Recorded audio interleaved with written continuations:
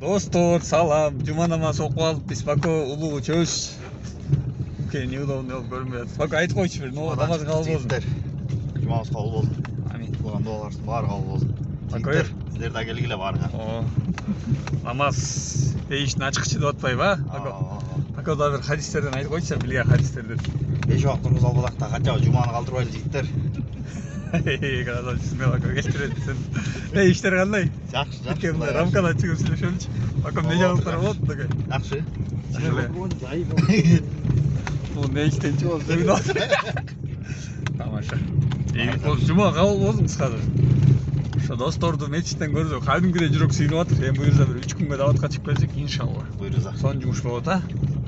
Ниет бар адык, а? Ниет кылабыз. Ниет бар, ниет так кылабыз. Казакстанга барып келдиң Бако? Не кылдың ага барып? Кандай эле? Саякат, а? Саясатка караганда саякатка жакын болуш керек деп атпайбы, а? Чакан саякат кылып келдик. Мындайсыз Бако. Ийгилик болсун достор.